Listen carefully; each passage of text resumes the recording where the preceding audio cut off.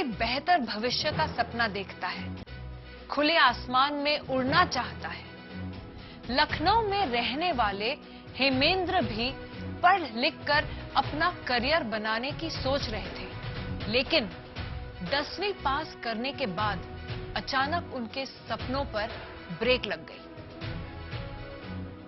हेमेंद्र को कुछ ऐसी बीमारी हुई कि उनकी आंखों की रोशनी चली गई, लेकिन हेमेंद्र ने हार नहीं मानी। अपनी मजबूत इच्छा शक्ति से जिंदगी में आए अंधेरे को उजाले में बदल दिया। आज बैंक में नौकरी कर रहे हेमेंद्र ने बॉलीवुड और फिटनेस की दुनिया में भी अपनी अलग पहचान बनाई है। अंधा होने की प्रॉब्लम्स तो सबको पता है। साल 2018 में आई फिल्म अंधाधुन ने बेस्ट फिल्म का नेशनल अवार्ड जीता था। फिल्म में लीड रोल निभाने वाले आयुष्मान खुराना बेस्ट एक्टर के खिताब से नवाजे गए। जाहिर है फिल्म में आयुष्मान ने एक ब्लाइंड मैन का किरदार बड़ी खूबसूरती से निभाया था, लेकिन उनके इस किरदार को बखूबी निभाने में जिस शख्स ने अहम भूमिका निभाई वो हैं लखनऊ के हेमेंद्र प्रताप सिंह।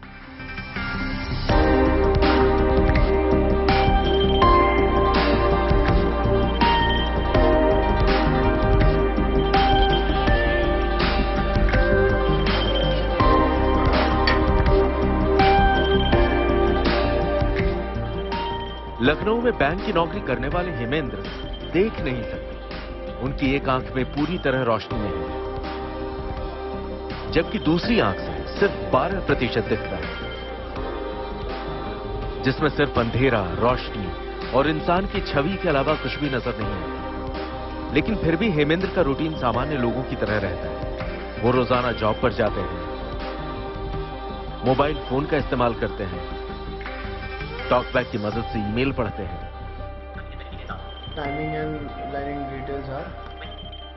स्मार्ट वॉच के जरिए मौसम का हाल जानते हैं और रोजाना फिटनेस ट्रेनिंग भी करते हैं। हेमेंद्र के जीवन में शुरू से यह अंधेरा नहीं था। वो बताते हैं कि 10वीं पास करने के बाद पहले उन्हें एक आंख से कम दिखने लगा, फिर दूसरी आंख पर भी असर हो गया और फिर उनकी दोनों आंखों की रोशनी चली गई। ये बात तब की है जब मैंने 10th पास आउट किया और नॉर्मल सारे बच्चों का होता है, जैसे हाई स्कूल पास करो फिर कॉलेज लाइफ स्टार्ट होती है, सबके एम्बिशंस होते हैं, बाइक मिलेगी, मज़ा मस्ती और फ्रेंड्स, मतलब बच्चों को कहते हैं पंख आ जाता है। तो मेरे साथ भी ऐसा हुआ। मैं बहुत कूल बच्चा था, मतलब मैंने भी सोचा अब मेरे लाइफ के जो इन्जॉय वाला पार्ट है वो स्टार्ट होने वाला है। बट अनफॉर्चुनेट मेरे लाइफ में मतलब जो डिजीज़ हुई मुझे, और ऐसा कुछ होना जो ना कि सिर्फ मेरे लिए, मेरे फैमिली, मेरी सोसाइटी, सब शॉक्ड हो गए थे कि ऐसे कैसे हो सकता है। तो जो डिजीज़ हुई उस डिजीज़ का नाम ऑप्टिक नेक्रोसिस है। और ऐसी चीज़ मतलब खो जाना जो आपका सब कुछ है, मतलब विजन इज़ लाइक एवरीथिंग किसी की भी इंसान के लिए। तो विजन जाना मतलब मेरा सब कुछ ख़त्म होना, ऐसा हो गया था मेरे लाइफ में। किसी के साथ भी हो सकता है, बट बहुत टफ था मेरे लिए। 2 साल 2011 में ये डिजीज़ हुई, उसके बाद 2 साल मतलब मैं सोचता भी हूँ तो भी मेरे आंखें भर आती हैं। मैं, मेरी फैमिली कैसे हम लड़े उस दौर से, क्योंकि कभी खुद को सोचा ही नहीं था कि इस तरीके से कुछ हो जाएगा मेरे लाइफ में। हालांकि मेरे घर वाले आज भी सोचते हैं कि दवा होगी, आई मीन इतना मेडिकल और साइंस आगे आ गया है कि मैं ठीक हो सकता हूँ। बट किसी को ये नहीं पता कि मुझे जो डिजीज़ हुई वो क्योरेबल नहीं है। बट ये चीज़ मुझे एक्सेप्ट करनी पड़ी 3-4 साल के बाद, जो 3-4 साल बहुत टफ थे। Like I was under trauma, बहुत ही वो ट्रोमा डेंजरस था जिसमें मैं जीना छोड़ चुका था। मैं 2 बार सुसाइड अटेम्प्ट किया कि अब मैं नहीं जी सकता ऐसे। बट कहते हैं कि ऊपर वाला जब कुछ कम करता है तो बहुत सारी चीज़ें बूस्ट करता है। So same thing happened with me, और आज फिर काफ़ी चीज़ें कर पा रहा हूँ मैं। हम लोग भी उसके साथ, मैं 1-2 महीना मुंबई में रहती थी, फिर लेके मैं गांव भाग के आती थी। अपने आप को खुदकुशी करता था, भागता था, 1-1 महीना खाने नहीं खाता था। और बहुत, यानी कि अभी उसके पीछे बहुत सारा विजन था। फिर 2 साल के बाद उसके फ्रेंड लोग ने बोले कि तुम बाहर निकलो, तो वही बाहर निकल के गया, वही डीएड का फिर किया, एडमिशन करा के आया। हम लोग से नहीं बोला, हम पापा और मैं सोचे कि कैसे इसको क्या करेगा, कैसे जाएगा आएगा। लेकिन खुद से इतनी हिम्मत उसके अंदर आई कि मुझे ये करना है, मुझे ये बनना है, मुझे आगे। जब वहाँ पे डीएड करते करते तो उसके सारी दुनिया, सारी लाइफ एकदम बदल गई। फिर मैराथन दौड़ने लगा, अकेले खुद से जाने लगा। और बाहर तो फिलहाल उसको बहुत ठोकर लगती थी, बहुत गिरता था, लेकिन हिम्मत वो हार नहीं मानी, लड़ाई अपनी लड़ता रहा एकदम। और फिर आज के डेट में इतना आगे हो गया है कि हम लोग को भी वो बहुत गर्व है उसके ऊपर। आंखों की रोशनी जाना, फिर भारी निराशा में जीना, फिर उससे पार पाना। हेमेंद्र की कहानी फिल्मी ट्विस्ट से भरी है, लेकिन एक बड़ा ट्विस्ट उनकी जिंदगी में तब आया जब वो मुंबई में नेत्रहीनों से जुड़ी एक संस्था में स्पेशल ट्रेनर का काम कर रहे थे। अंधाधुन पिक्चर बन रही थी, जब सिर्फ स्क्रिप्ट ही लिखी गई थी और उसके मेन जब कास्ट हो चुके थे, तो मेरे ही एनजीओ में मैं एक बार क्लास ले रहा था। मैं क्लास उन टीचरों का ले रहा था जो टीचर ब्लाइंड बच्चों को पढ़ाने वाले थे। मैं उनको टीचर ट्रेनिंग कोर्स में उनको सिखा रहा था कि ब्लाइंड बच्चों को मैथ्स कैसे पढ़ाएंगे आप। तो मैं क्लास ले ही रहा था, तब तक मैच बॉक्स की पूरी टीम मेरे ही एनजीओ में विजिट की थी। उन्हें सिर्फ एनजीओ देखना था कि ब्लाइंड के लिए क्या क्या चीजें होती हैं, क्या क्या फैसिलिटीज होती हैं। तो उस टीम में आयुष्मान सर खुद थे और श्रीराम राघवन सर जो डायरेक्टर रहे मूवी के, वो खुद आए थे और काफी लोग थे पूरी टीम से। तो उन्होंने जब मुझे देखा कि मैं ब्लैक बोर्ड पे बहुत क्लोजली ब्लैक बोर्ड देख रहा हूँ और चौक से डायग्राम्स, ज्योमेट्री सिखा रहा हूँ टीचरों को कि ऐसे आप पढ़ाएंगे ब्लाइंड बच्चों को, तो वो काफी इंस्पायर्ड हुए कि आपको कम दिखता है क्या, फिर आप अपने बारे में बताइए। तो मैंने उन्हें बताया कि मैं एक टीचर, ट्रेन टीचर हूँ विजुअली इंपेयर्ड बच्चों का। मुझे ब्लाइंड की सारी चीजें पता है, टेक्निकली क्या टेक्निक्स होती हैं, कैसे ब्लाइंड फोन चलाते हैं, कैसे लैपटॉप चलाते हैं, कि उनके बैठने की क्या टेक्निक होती है, कैसे वॉक करना चाहिए, किचन का पार्ट कैसे करते हैं। तो श्रीराम सर काफी इंस्पायर्ड हुए मुझसे और उन्होंने फिर नेक्स्ट इवनिंग मेरे साथ मीटिंग रखी और वहां से फिर अंधाधुन का दौर चालू हुआ, जिसमें आयुष्मान खुराना 3 महीने मैंने उन्हें ट्रेंड किया अंधाधुन मूवी के लिए। हेमेंद्र की जिंदगी में आए इस टर्निंग पॉइंट ने उन्हें बॉलीवुड में पहुंचा दिया। फिट बॉडी वाले हेमेंद्र एक्टिंग में भी हाथ आजमाने लगे। अंधाधुन होने के बाद एक चीज समझ में आई कि जैसे श्रीराम सर ने काफी मुझे मतलब मोटिवेट किया कि हेमेंद्र आपका एक सीन चाहिए, आपका एक सीन चाहिए। तो मैंने एक छोटा सा बस बाइट दिया था, मैं सेट पे था, तो वहां से मुझे पता चला कि मेरी अच्छी फिजिक है, मैं इतना जिम करता हूं, तो क्यों ना मैं भी एक्टिंग करूं। तो जैसे जैसे मुझे जो पिक्चरें मिलने लगी, तो वहां पे डायरेक्टर कहते थे कि आप एक छोटा सा सीन दीजिए मुझे। तो वो छोटे छोटे सीन मुझे मोटिवेट करने लगे। और तब तक उसी दौरान एक फिल्म आई थी दृष्टांत, जो एक मराठी फिल्म है, अभी आई नहीं है, जल्दी ही हमें वो पिक्चर देखने मिलेगी। तो उस फिल्म के लिए उनको एक ऐसा ही अच्छा एक्टर चाहिए था जो थोड़ा अलग हो, हटके हो। तो मेरा एम्बिशन ये था कि मैं ब्लाइंड हूं, मतलब मैं एक अंधा हूं जिसे दिखाई नहीं देता, बट देख के मुझे कोई कह नहीं सकता कि मैं ब्लाइंड हूं। और मेरा यही था कि मैं एक्टिंग नॉर्मलों की करूंगा, क्योंकि इसके पहले बहुत सारे दृष्टिवान व्यक्ति, मतलब जिनको दिखता है, उन्होंने अंधों की एक्टिंग की। मैं अंधा होकर नॉर्मल की एक्टिंग करूंगा। ये एक मैसेज मैंने दिमाग में बांध लिया था और उसी मैसेज को लेते हुए दृष्टांत एक फिल्म की। उसके बाद मैंने एक गुरमीत चौधरी के साथ शॉर्ट फिल्म की थी शुभ बिजोया, उसमें भी मेरा एक टीचर का कैरेक्टर रहा। और फिर अभी जैसे रिसेंटली मैंने ब्रीद इनटू द शैडो में एक बहुत ही अच्छा कैरेक्टर किया है साइबर ऑफिसर का। तो साइबर ऑफिसर और ब्रीद इनटू द शैडो, चूंकि बहुत बड़ा प्रोजेक्ट, बहुत बड़े बड़े कैरेक्टर थे, एक्टर्स थे वहां पे, तो उनसे काफी कुछ सीखने मिला। लाइफ में कुछ भी टर्निंग पॉइंट या एक ऐसा पल आना जहां लोगों को लगता है लाइफ खत्म है, इसके आगे कुछ भी नहीं है, जो मैंने भी अनुभव किया है। तो मैं मेरे एक्सपीरियंस से बस इतना ही जो मैंने सीखा मेरे लाइफ में, कि लाइफ का पार्ट है सुख और दुख, मतलब कभी भी किसी के साथ कुछ भी हो सकता है आए दिन, हर किसी की फैमिली में, हर किसी के साथ, किसी के स्कूल्स में, किसी के जॉब के साथ, किसी के रिलेशनशिप्स के साथ, कोई डिजीज के साथ, हर कोई परेशान रहता है।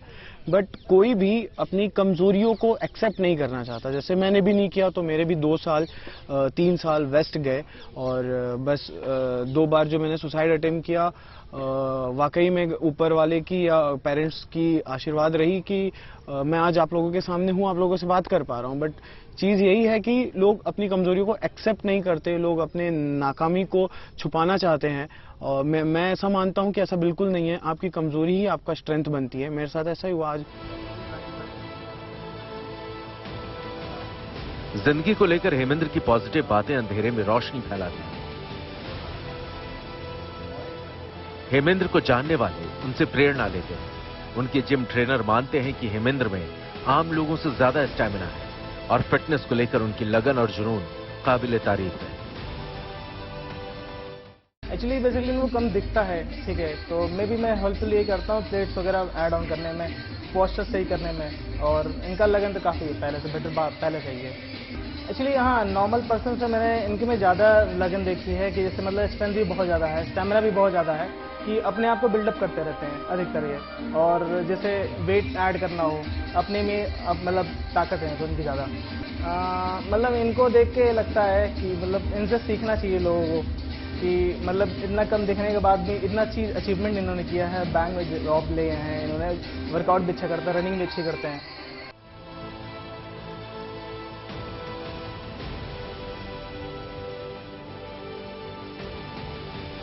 फिल्मों का तो दौर ऐसा रहता है कि मतलब बहुत अच्छे अच्छे एक्टरों को काम नहीं मिलता। मैं कोई बॉर्न एक्टर तो रहा नहीं, या मैंने एक्टिंग कहीं से सीखी नहीं। हाँ, ब्लाइंड के लिए अगर कोई का प्रोजेक्ट आता है तो बेशक मैं ट्रेनिंग के लिए मैं कभी भी रेडी रहूँगा, क्योंकि सोसाइटी का एक अच्छा काम है ये।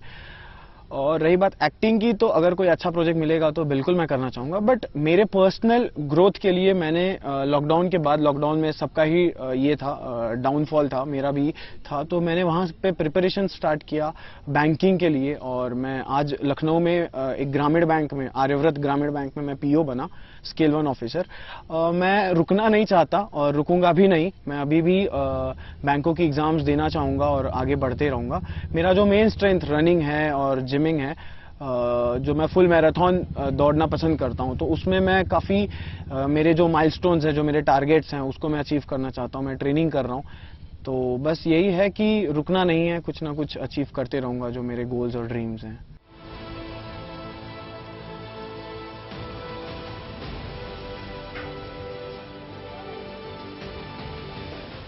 हेमेंद्र पर्दे के नायकों को ट्रेनिंग देते हैं, पर दरअसल वो खुद असली जिंदगी के नायक हैं, क्योंकि उन्होंने अपने हौसले से अपने सामने आई हर दीवार को तोड़ा है और युवाओं को ये राह दिखाई है कि सपने देखने के लिए और सपनों को साकार करने के लिए सिर्फ आंखों की नहीं, इच्छा शक्ति की भी जरूरत होती है।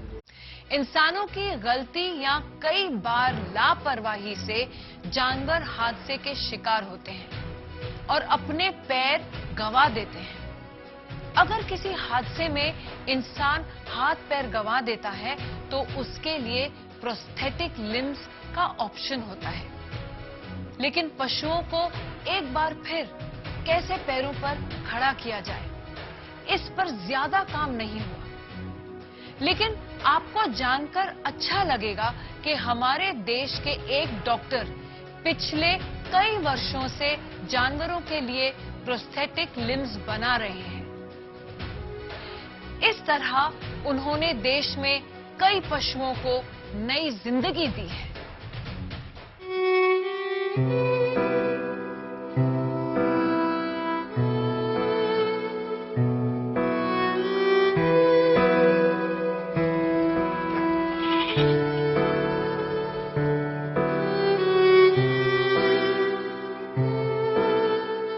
मैं डॉक्टर तपेश माथुर, पशु चिकित्सक हूं। जितने भी गोवंश होते हैं उनके लिए कृत्रिम पैर निर्माण का काम करता हूं।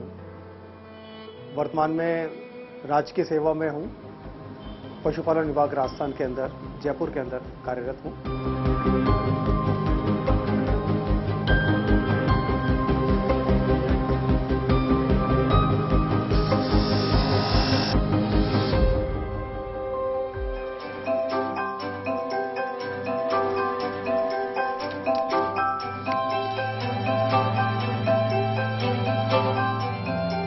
ड्यूटी के दौरान ही कुछ समय मेरी पोस्टिंग यहाँ का, जयपुर का जो सबसे बड़ा शेल्टर हाउस है गो पुनर्वास केंद्र हिंगोरिया, वहाँ पर हुई थी।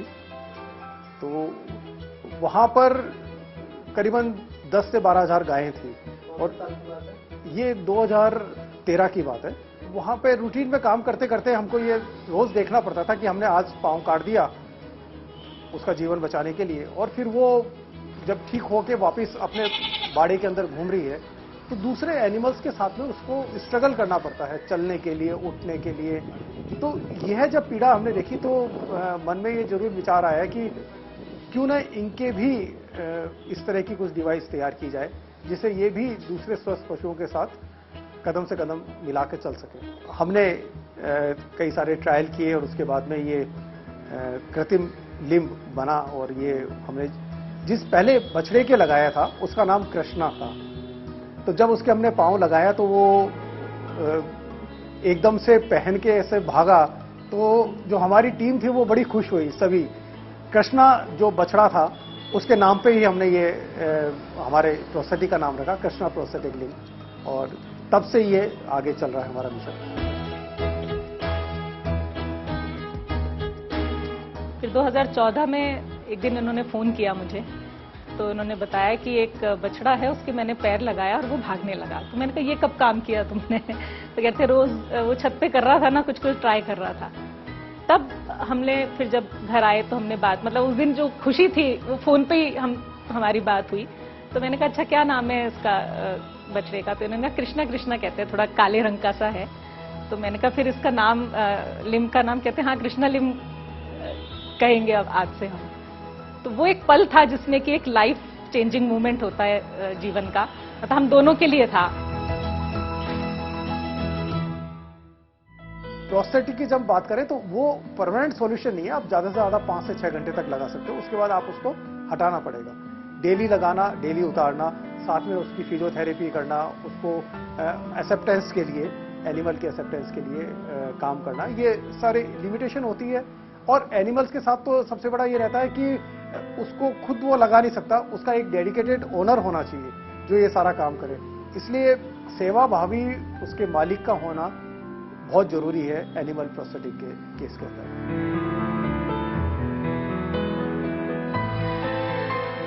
एक वक्त ये भी आता था कि क्योंकि जब रिस्पांस नहीं आता था, सक्सेस नहीं होती थी, और आप जा रहे हो जयपुर से एक बस बदल के कोटा जा रहे हैं, फिर कोटा से बस बदल के फिर आप गांव में जा रहे हैं, ऐसे आप देखिए हर सैटरडे संडे, एक भी सैटरडे संडे ऐसे नहीं बीता होगा, करीब 8 साल लगातार वो मेहनत करना और वो लगातार फेलियर्स भी आना। उस दौर में बहुत कम सक्सेस थे, फेलियर लगातार थे, क्योंकि ओनर की मेहनत जो हमारा इनका डेडिकेशन था वो ओनर का नहीं होता था। तो बहुत डिसअपॉइंट भी होते थे कि करना चाहिए कि नहीं करना चाहिए, ये हो पाएगा अपने से कि नहीं हो पाएगा।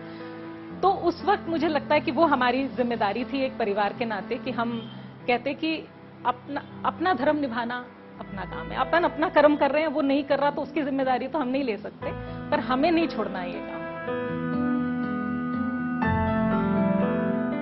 अभी तक हम बहुत सारे एनिमल्स के अंदर लगा चुके हैं, जिसके अंदर गाय भी है, भैंस भी है और घोड़ा भी है, और हम ऊंट में भी प्रयास चल रहा है हमारा। एक जोधपुर के पास में केस है, उसमें भी हम कई स्टेज के अंदर पहुंच चुके हैं, तो ऊंट में भी हम लगा रहे हैं। पीकॉक के भी हमने लगाया है, बर्ड्स में भी हमने ट्राई किया है, पैराकीट्स है उसके अंदर भी हमने लगाए हैं। तो वैरायटी पूरी है और हर एनिमल्स के अंदर यह संभव है। रैबिट्स में भी लगाया है, तो डॉग्स में भी हमने काफी यूज किए हैं। डॉग्स में तो ब्रेसेस भी हमने काफी काम में लिए हैं।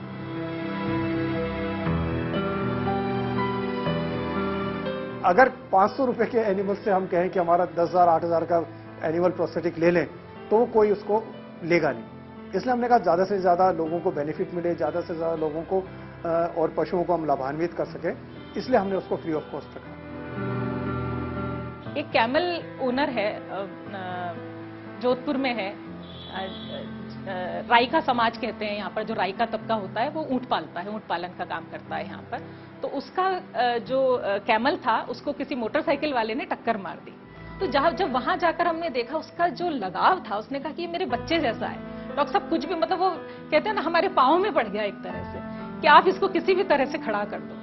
तो हमने उसका नाप लिया, वो दिया, उसको बताया कि बहुत मेहनत लगेगी इसमें। कहता मेहनत में मैं कोई कसर नहीं छोड़ूंगा। तो उसने फिर हमारे कहने से उसको जो खड़ा करने की जो प्रोसेस है वो डॉक्टर साहब ने गाइड किया उसको, वो खड़ा हुआ।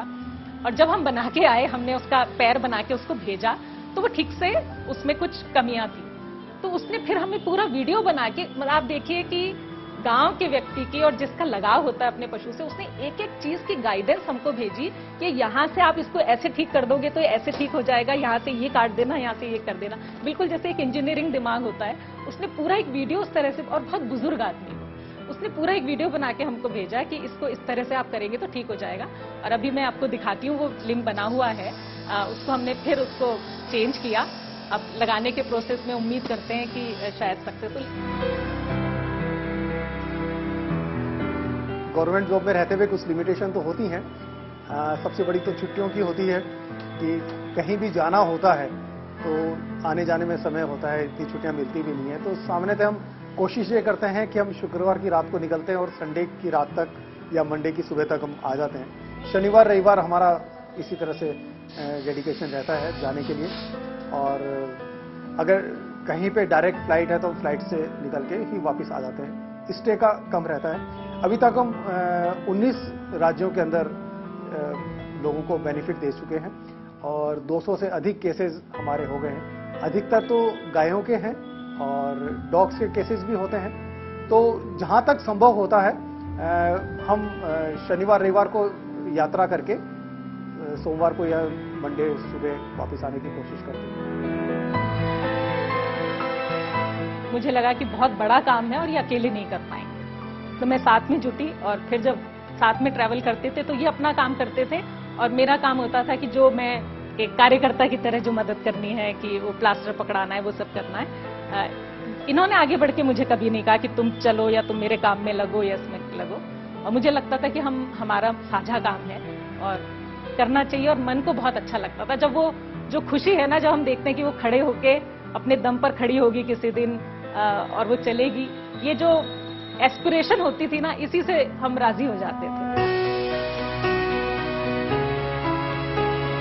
एक्सीडेंट होता है, अब पशुओं में अपंगता होती है, उसके पीछे कहीं ना कहीं हम ही जिम्मेदार होते हैं, क्योंकि जो वाहन चलाने वाले हम ही होते हैं और उसको वापस पैरों पे खड़ा करने का भी कर्तव्य हमारा ही हुआ है, क्योंकि हमारे किसी भाई बंधु के कारण ही एक्सीडेंट हुआ है।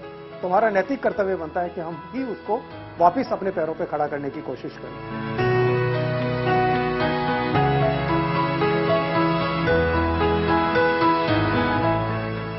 सिर्फ हम नंबर्स में नहीं काउंट करते हैं। कभी भी आप कोई पूछता कितने लगा दिए, मुझे लगता है वो सक्सेस नहीं है। सक्सेस ये है कि कितने लोगों को हमने उम्मीद से भरा है।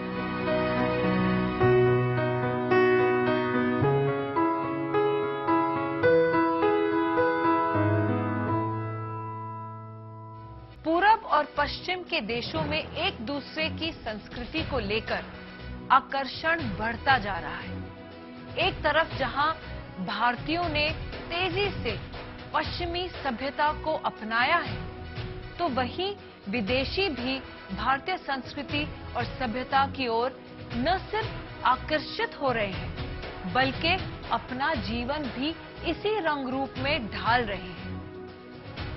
स्विट्जरलैंड के भारत आए उर्स स्ट्रोबल की कहानी भी कुछ ऐसी है। भारतीय बनकर ब्रह्मचर्य का जीवन बिता रहे स्ट्रोबल ने अपना नाम आशुतोष उर्स स्ट्रोबल रख लिया और उत्तराखंड के कौसानी में एक आश्रम चलाते हैं, जहां बच्चों को वेद और पुराणों की शिक्षा दी जाती है।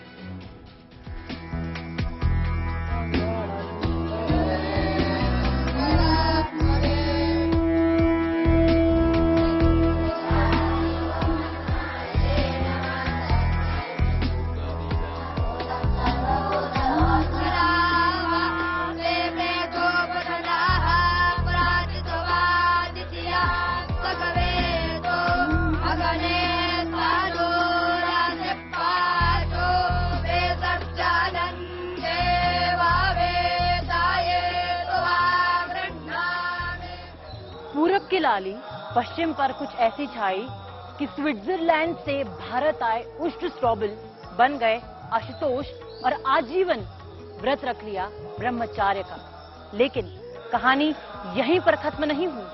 स्विट्जरलैंड में पढ़ाई और केमिस्ट की नौकरी छोड़कर वे भारत में यहाँ के धर्म ग्रंथों से, यहाँ के वेद पुराणों से इतने प्रभावित हुए कि खुद को इसी में समर्पित कर दिया। और आज उत्तराखंड के कौसानी में उनका ये आश्रम है, जहां पर वे आने वाली पीढ़ी को, छोटे छोटे बच्चों को चारों वेदों की शिक्षा दे रहे हैं, संस्कृति के बारे में बता रहे हैं और ये साबित कर रहे हैं कि वाकई में भारत कितना समृद्ध देश है और हमें भी एहसास दिला रहे हैं कि भारत एक विश्व गुरु से कम नहीं है। तो आइए आज आपको इन्हीं के आश्रम में लिए चलते हैं और बताते हैं कि किस तरह से यहाँ पर बच्चे शिक्षा ले रहे हैं।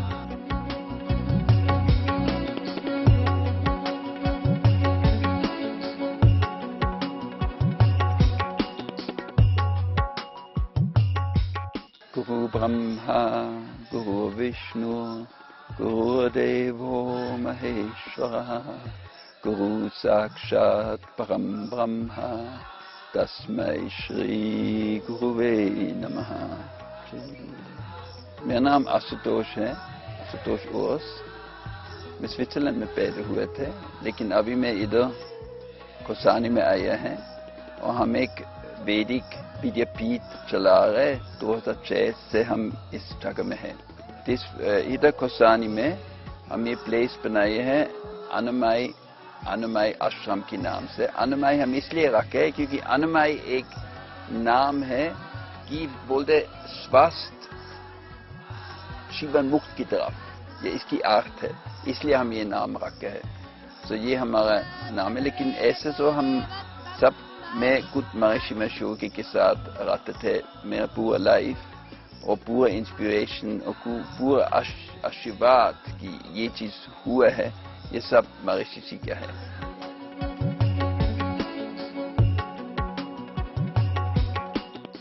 हम इधर कम से कम 40 बच्चे हैं पीछे 15 साल से, और हम सारे वेद, ऋग्वेद, सामवेद, यजुर्वेद, व्याकरण, थोड़ा से आयुर्वेद, ज्योतिष, नियम के अनुसार थोड़ा से जनरल नॉलेज भी, मैथमेटिक्स, और क्योंकि हम संदीपानी से जुड़े हुए हैं तो हम भी इंग्लिश थोड़ा से सिखाते हैं।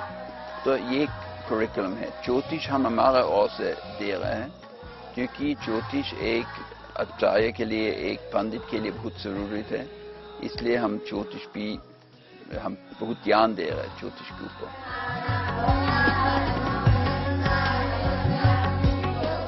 जब हम शुरू किए था, पहले हम आखतुल्ला में शुरू किए था।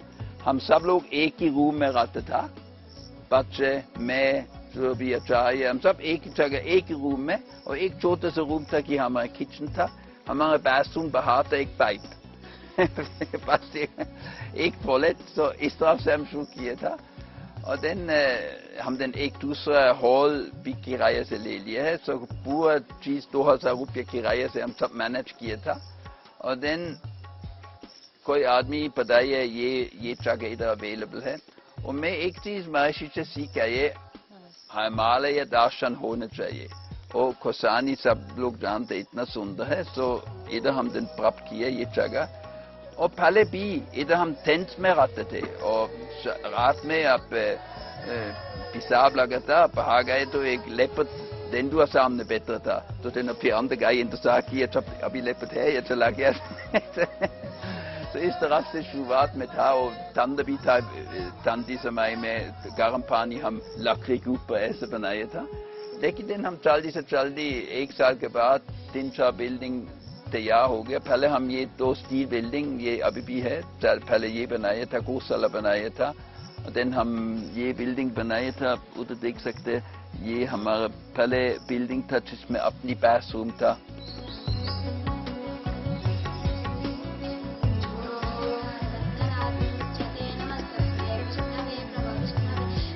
मेरा नाम कमलेश पांडे है। मैं पिछले 14 सालों से इधर आश्रम पे हूँ। शुरुआत में मैंने करीब 5 साल यहाँ पर अपना अध्ययन किया, तो उसके बाद में यहाँ पर अध्यापन का कार्य कर रहा हूँ। और पहली बार जो है स्वामी जी से मेरी मुलाकात हमारे गांव में ही हुई थी। तो स्वामी जी वहाँ आए थे, तब मैं 10वीं में पढ़ता था। तो स्वामी जी से हमने ध्यान सीखा, तो मुझे अच्छा लगा कि हाँ, मुझे भी इस क्षेत्र में आना चाहिए। तो फिर मैंने अपना 10वीं कंप्लीट किया, फिर मैं इधर आ गया आश्रम में 2007 में। तो तब से मैं इधर पर हूँ। करीब 2012 में हमारी यहाँ पर पढ़ाई पूरी हुई, तब से हम बच्चों यहाँ पर पढ़ा रहे हैं। मैं बासल स्विट्जरलैंड में पैदा हुआ था और मैं केमिस्ट्री पढ़ता था। और इससे भी काम करता था। मैं टोटल 4 साल में केमिस्ट्री में था। कंपनी नोवाट्रिस, उस समय में सीबगाई की, आजकल नोवाट्रिस के नाम से है। मैं पहले German speaking and French speaking part Switzerland में काम करता था। और मैं हमेशा ध्यान और मेडिटेशन, योगा में सब चीज से शौक था, इंटरेस्ट था बचपन से।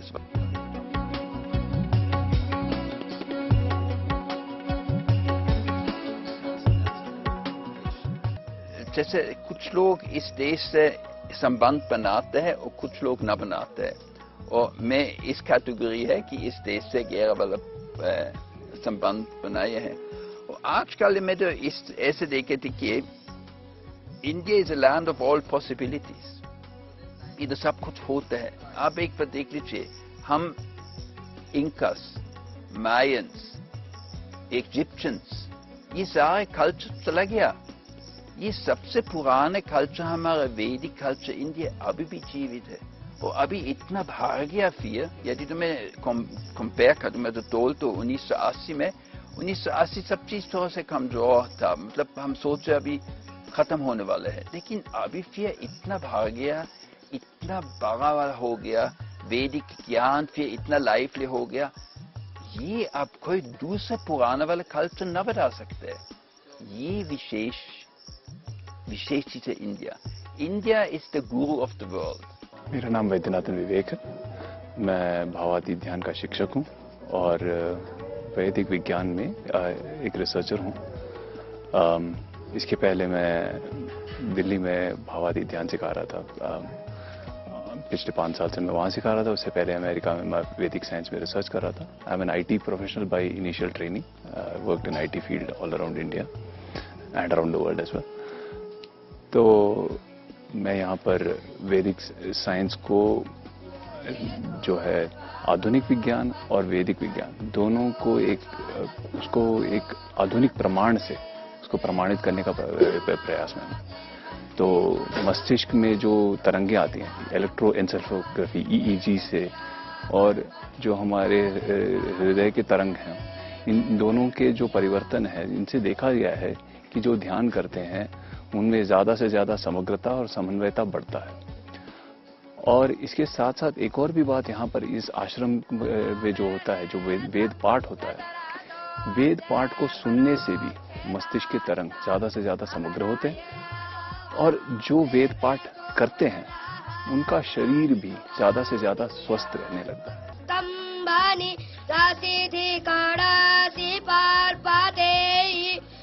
तो अक्षरे परमे व्योमन यस्मिन् देवादिनिश विशधु यस्तान नवेद किम ऋचा करिष्यति। मतलब ये ऋग्वेद में एक मुख्य चीज है कि जब तक हम इस पारा में प्रतिष्ठित न हो गया है कि हम सारे प्रकृति के नियम के साथ नहीं है, तो जो भी हम कर रहे बेसलेस हो जाते हैं। तो इसलिए जरूरी है कि हर एक आदमी अपनी ट्रू नेचर, अपनी असली नेचर भी तो प्राप्त करता है। देन हम समझते हैं हम कितना शक्तिशाली है, क्योंकि हम संबंध करते सारा प्रकृति के नियमों से। यदि तो आप प्राइम मिनिस्टर की दोस्त है, आप क्या ना खा सकते। यदि तो आप पूरे ब्रह्मांड की चलाने वाले शक्ति की संबंध किया है, देन क्या हो न सकते। और ये मुख्य टीचिंग है वेद का। तो देखिए ये कितनी बड़ी विडंबना है हमारे देश की कि हमारे और आपके जैसे लोग जो शहरों में रहते हैं अपनी जड़ों से अलग हो जाते हैं, पाश्चात्य संस्कृति की ओर आगे बढ़ते हैं, विदेश की ओर अग्रसर होते हैं। तो वहीं दूसरी ओर आशुतोष जी जैसे लोग भी हैं जो अपने देश को छोड़कर परदेश यानी कि भारत आते हैं, भारत की संस्कृति को समझते हैं, यहाँ की सभ्यता, यहाँ के वेद, पुराण, धार्मिक ग्रंथों में अपना जीवन समर्पित करते हैं, उसके प्रचार प्रसार में लग जाते हैं। और ऐसे लोग वाकई में समाज नहीं बल्कि पूरे देश के लिए एक उदाहरण है और ये साबित कर रहे हैं कि भारत देश सभी देशों में सर्वश्रेष्ठ है।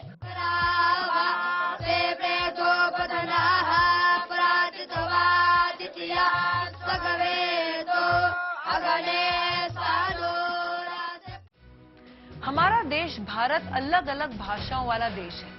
अलग अलग राज्यों में अलग भाषाएं बोली जाती हैं। लेकिन एक रिपोर्ट के मुताबिक पिछले 50 साल में करीब 20% भाषाएं विलुप्त हो गई हैं। भाषा खत्म होने से उससे जुड़ी संस्कृति और संस्कार भी खत्म हो जाते हैं।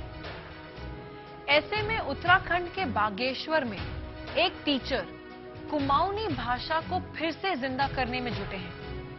अपने मिशन में जुटे मोहन चंद्र जोशी नाम के ये टीचर पौराणिक धर्म ग्रंथों को कुमाऊनी भाषा में लिख रहे हैं।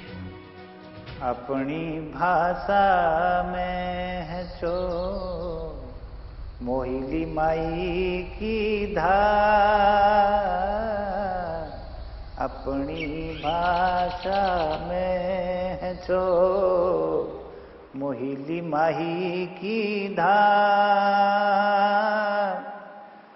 बार बार सुनो है मन करो, सुनो बार हजार मोहना, सुनो बार हजार, फिर सुनो है मन करो, सुनो बार हजार, सुनो बार हजार। चाहे 1000 बार क्यों न सुन लें, फिर अपनी भाषा को सुनने के लिए मन करता है। अपनी भाषा में वो मोहिली माया की धार है, मतलब उसकी वो जो माई कहते हैं हमारे यहाँ, एक जो प्रेम होता है वो जुड़ जाता है उसके साथ। और यही चीज़ है कि कभी हमको चोट लग जाती है तो हम अपनी अंतर की जो भाषा होती है वही बाहर निकलती है पहले ना, तो वो तो आत्मा के साथ जुड़ी रहती है ना। पीढ़ी दर पीढ़ी आती है। और मैं ही नहीं बोल रहा हूँ, ये भाषा एक दिन की बनाई चीज़ नहीं होती, बल्कि ये युगों से पीढ़ियों दर पीढ़ी सजोई गई चीज़ है, जो हमको हमारे पुरखों के द्वारा हम तक पहुंचाई गई है ना। तो हमारा कर्तव्य है कि हम इसको थोड़ा सजाएं और बढ़िया बनाएं।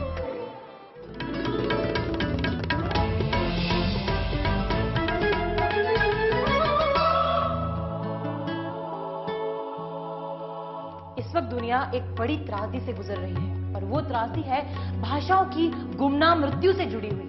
भाषाओं के साथ साथ उससे जुड़े संस्कार और संस्कृति भी धीरे धीरे मरणासन्न अवस्था की ओर जा रहे हैं। लेकिन उत्तराखंड में एक ऐसे शिक्षक भी हैं जो पुरानी भाषाओं के जरिए पौराणिक ग्रंथों को जिंदा रखने का, पुनर्जीवित करने का काम कर रहे हैं और साथ ही साथ पौराणिक भाषाओं के जरिए, ग्रंथों के जरिए वो आने वाली पीढ़ी को शिक्षा, संस्कृति और संस्कार भी दे रहे हैं। तो इन्हीं के विद्यालय में आपको लिए चलते हैं और बताते हैं कि किस तरह से ये बच्चों को संस्कार दे रहे हैं और भाषा को पुनर्जीवित भी कर रहे हैं।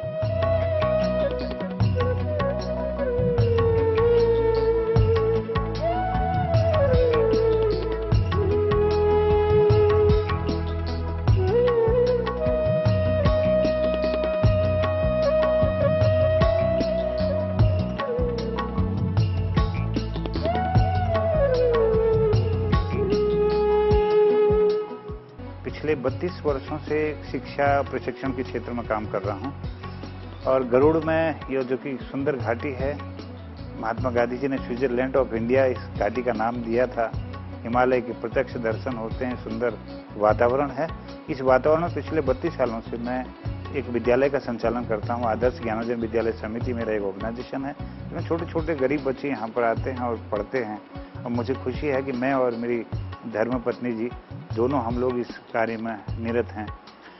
और इसी के साथ ही मैं करीब 20-22 किताबों का यहाँ पर एक ज्ञानार्जन पीटर एंड पब्लिशर्स एक प्रकाशन भी मेरा है, जिसमें 2-3 रचनाकारों की और कोई किताबें हैं और अपनी किताबें हैं, जिसमें मुख्यतः 4 किताबें हैं जो हमारे महाकाव्य हैं। श्री रामचरितमानस तुलसीदास जी कृत, उसका कुमाऊनी भानुवाद करने का मुझे सौभाग्य मिला। श्रीमद् भगवद गीता और कामायनी, प्रसाद जी की कामायनी का भी कुमाऊनी भानुवाद मैंने किया है। और उसके साथ ऋग्वेद का मैं अभी वर्तमान में कर रहा हूँ। इसका प्रथम भाग अभी दिल्ली में लोकार्पित हुआ 3 अप्रैल को, और एक मेरे लिए एक अच्छा अनुभव है ऋग्वेद को समझना। और इसके साथ ही द्वितीय भाग में अभी लगा हुआ हूँ। पाया सुनी हनुमंता का ही ये अज्ञाया, तब तक देखो बाट तुम भाई, सही बेर दुख कंद मूल खाई, सियक जब तक ओन न देखी, होलो काम में कणी हर्ष विशेष, योश कन्योण सबु होणी माथि लगी हर सिही धरी रघुनाथ सागर ढीकेक पर्वत सुंदर खेल खेल कूदी पड़ी नाव पर बार बार रघुबीर सुमीरी कूदी पवन सुत जोरल भारी जोडान चरण धरनी हनुमंता उछीरी गोची पैतावे तुरंता। बोलो सियावर रामचंद्र भगवान की। भाषा जो हमारे अंतर जो भावना है, जो भाव हैं, जो अभिव्यक्तियां हैं, जो संवेदनाएं हैं, है ना, उनको ठीक ठीक दूसरे हृदय तक पहुंचा सके हम, और उसकी कोमलता जो है, उसका जो माधुर्य है, उसकी जो ध्वन्यात्मकता है, वो ठीक ठीक दूसरे तक उतर जाए, तो वो भाषा है। क्या सपना है? सपना है कि ये भाषा कभी न मरे, और ये सपना है कि हर कोई, कम से कम मेरे प्रदेश का बच्चा, इस भाषा को समझे, बोले और गर्व से कहे कि मैं कुमाऊनी, मैं गढ़वाली, मैं जौनसारी, है ना।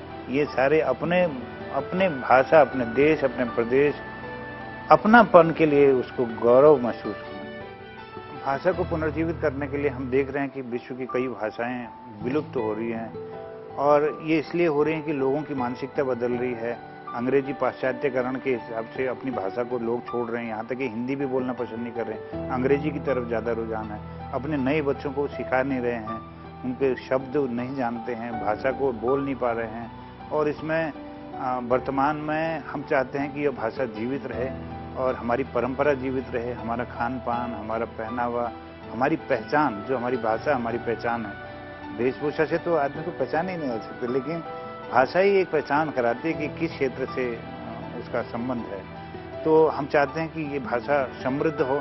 समृद्ध तो ये पहले से ही है, लेकिन हमने इसको थोड़ा सा भुला दिया है। तो बच्चों से मैं बात करता हूँ, और ये अच्छी बात है कि सरकार अब लोक भाषा को बढ़ावा दे रही है।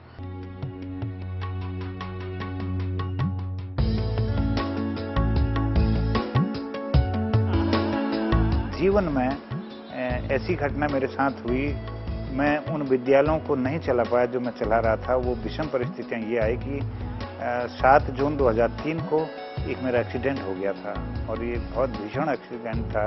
एक गाड़ी में मैं 3 पलटी पहाड़ी के नीचे गिर गया था, और उसमें मेरा ये बायां हाथ पूरा डैमेज हो गया था, और 42% मेरी डिसेबिलिटी हो गई, और मेरा शरीर बिल्कुल नीचे नक से सीख तक जो है मैं घायल हो गया था, और 8-9 महीना मैं हॉस्पिटलाइज हो गया, और उससे मेरा जो काम था वो प्रभावित हो गया। मैं दोबारा फिर मैंने दैनिक पत्र के शुरुआत करी। मेरा एक हाथ नहीं था, मैं एक ही हाथ से एक दैनिक पत्र को टाइप कर करके उसमें करीब 2008 से करीब 16 तक मैंने वो किया।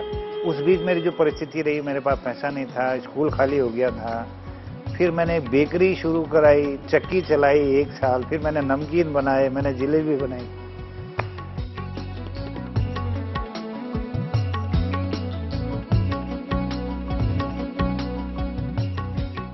अनुमान है कि दुनिया में हर 3.5 महीने में एक भाषा खत्म हो रही है, लेकिन मोहन चंद्र जोशी जैसे लोग ही हैं जो भाषाओं को सिसकियों की बजाय सांसें दे रहे हैं। और मोहन जी ने ये साबित कर दिया है कि तमाम चुनौतियों के बावजूद, तमाम संघर्षों के बावजूद वे स्वयं से पहले भाषा को, कला को, संस्कृति को, संस्कारों को प्राथमिकता देते हैं, और वाकई में ये बताते हैं कि किसी व्यक्ति की पहचान उसके पहनावे से नहीं, बल्कि उसकी भाषा से होती है, संस्कृति से होती है, जो उसे समृद्ध बनाती है। दिलकश है बोल प्रेम के, भुला देते हैं हम जो गम, ये गीत अपने मोहन गाते हुए रहना, ये गीत अपने मोहन गाते हुए रहना, विश्वास के समुंदर संभाले हुए रहना, लहरें खुशी की हरदम लहराते